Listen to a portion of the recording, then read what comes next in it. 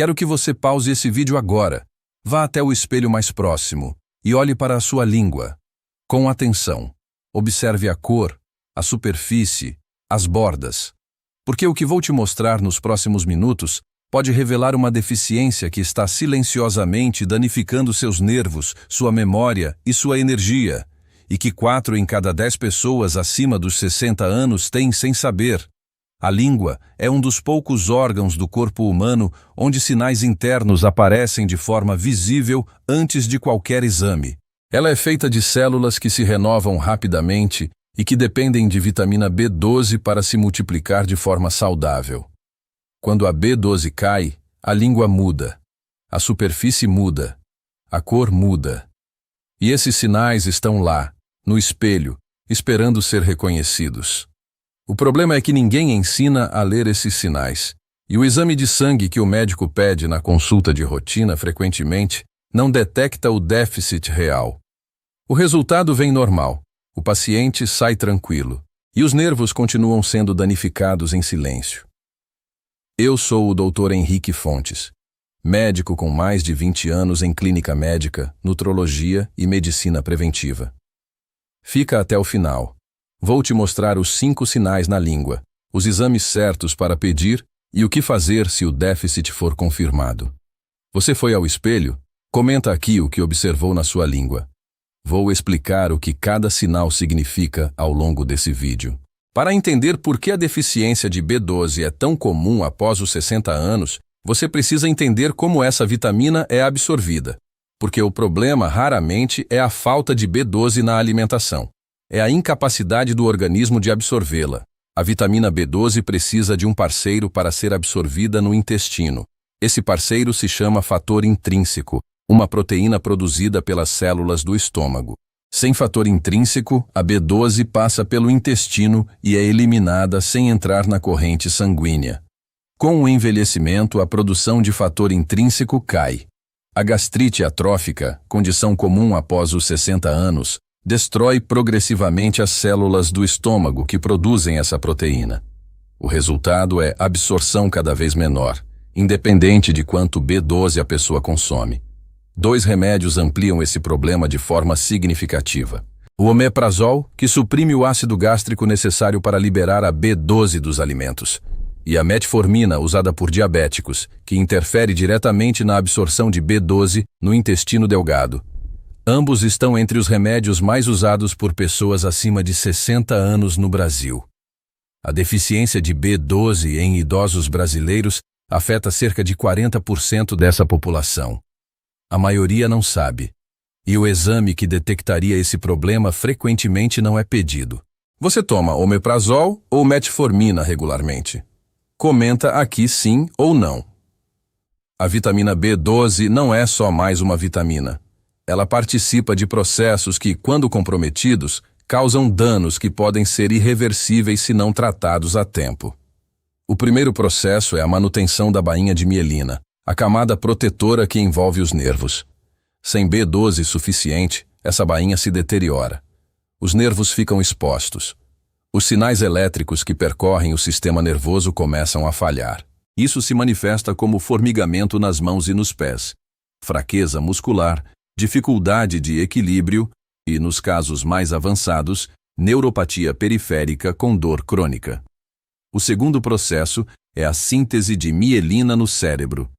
A deficiência de B12 está diretamente associada a declínio cognitivo, perda de memória e, em estudos de longo prazo, a aumento do risco de demência.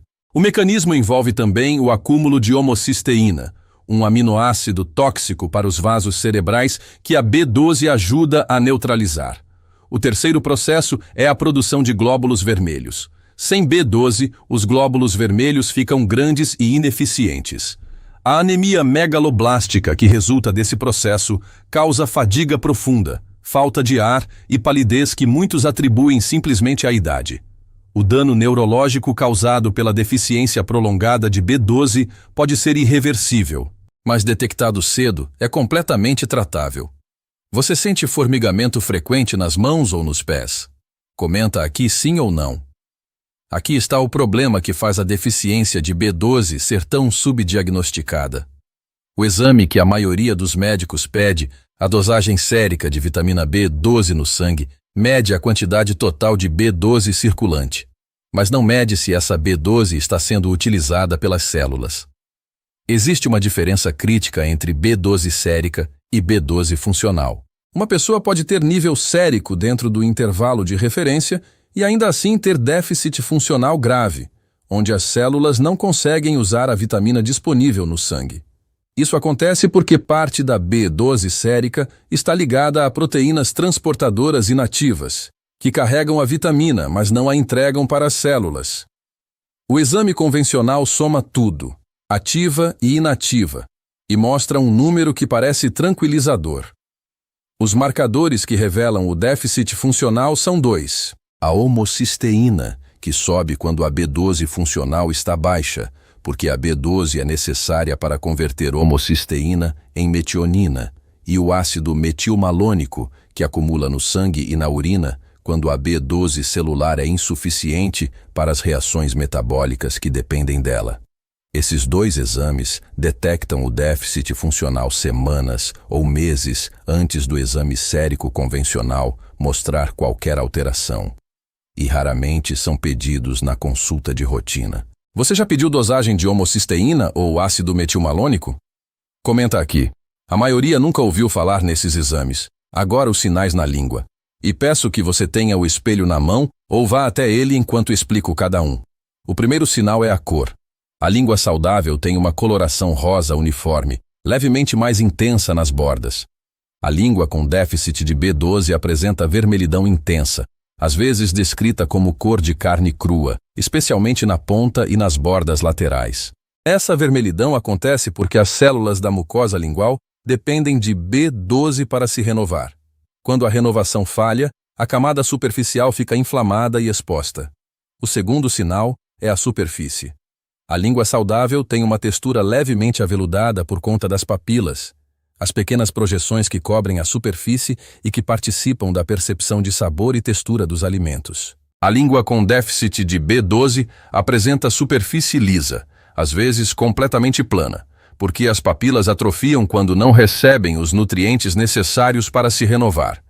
Essa condição tem nome clínico, glossite atrófica, e é reconhecida pela medicina como sinal de alerta para deficiência de B12, ferro e outras vitaminas do complexo B. A superfície lisa frequentemente vem acompanhada de sensação de queimação na língua, especialmente ao consumir alimentos ácidos ou condimentados. Sua língua tem superfície lisa ou avermelhada? Comenta aqui o que você está vendo no espelho. Os três sinais restantes são igualmente importantes e indicam progressão do déficit. O terceiro sinal são os sulcos profundos. A língua saudável pode ter sulcos leves, que são normais e variam de pessoa para pessoa. A língua com déficit prolongado de B12 apresenta sulcos mais profundos e irregulares, especialmente no centro e nas laterais. Esses sulcos surgem porque o tecido da língua perde volume e firmeza quando a renovação celular está comprometida por tempo prolongado.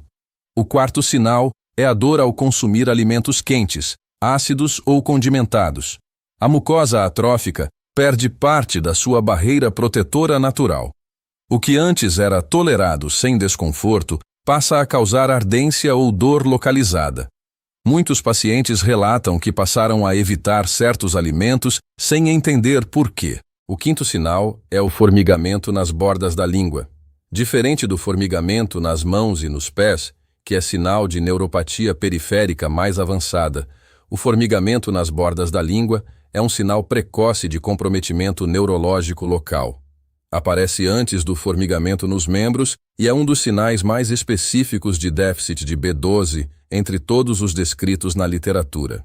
A presença de 2 ou mais desses 5 sinais, especialmente combinada com fadiga, formigamento nos membros e queda de memória, é indicação clara de investigação laboratorial completa.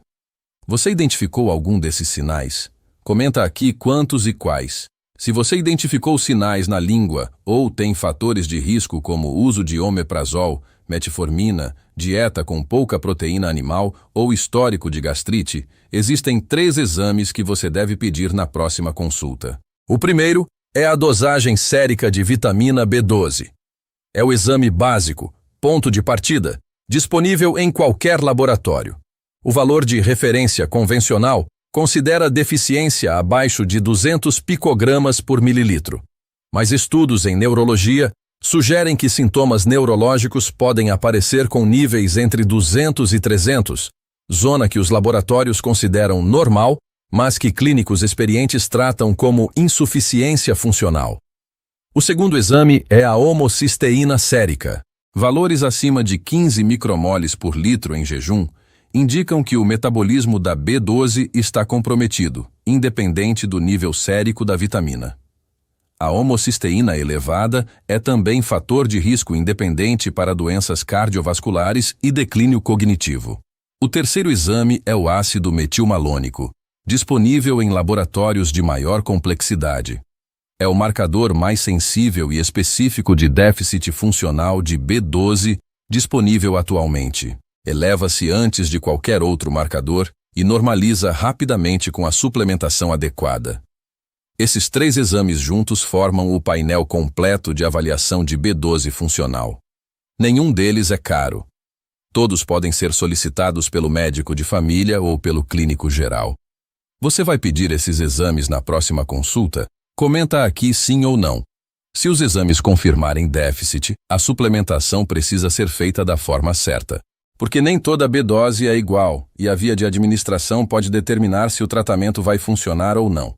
Existem duas formas principais de B12 em suplementos. A cianocobalamina, forma sintética mais barata e mais comum nas farmácias. E a metilcobalamina, forma ativa que o organismo utiliza diretamente sem precisar de conversão hepática.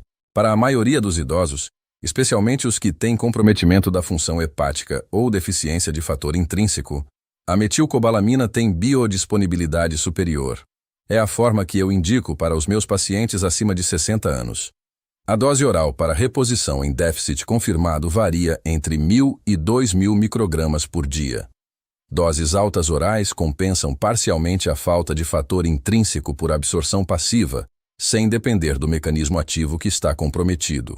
Quando o déficit é grave, com sintomas neurológicos presentes, a via intramuscular é necessária. A injeção de B12 garante a absorção completa independente do estado do trato gastrointestinal e é o protocolo padrão para casos com neuropatia instalada. A decisão entre oral e intramuscular deve ser tomada com o médico após avaliação dos exames e dos sintomas. Não se automedique com doses altas sem orientação. Você já suplementou B12 alguma vez? Comenta aqui qual forma usou. Para quem quer aumentar a B12 pela alimentação, 3 alimentos se destacam pela maior concentração e pela maior biodisponibilidade dessa vitamina. O primeiro é o fígado bovino. Uma porção de 100 gramas de fígado bovino contém em torno de 70 microgramas de vitamina B12, mais de 20 vezes a necessidade diária recomendada. É o alimento com maior concentração de B12 disponível na natureza.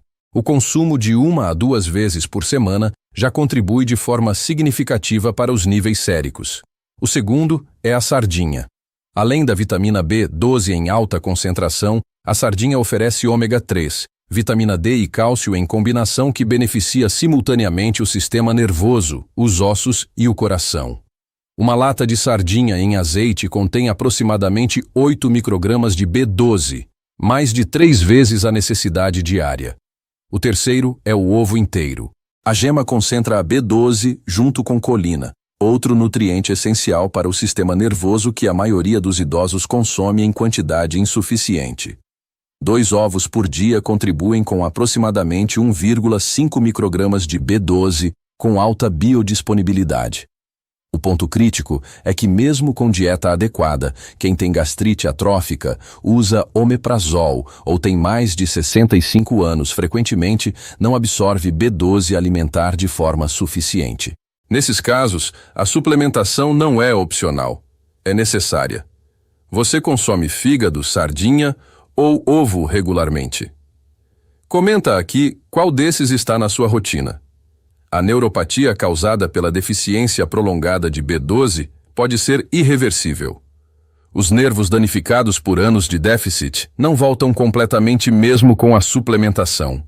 Mas detectada cedo, antes dos sintomas neurológicos se instalarem, a deficiência de B12 é uma das condições mais simples e mais baratas de tratar na medicina.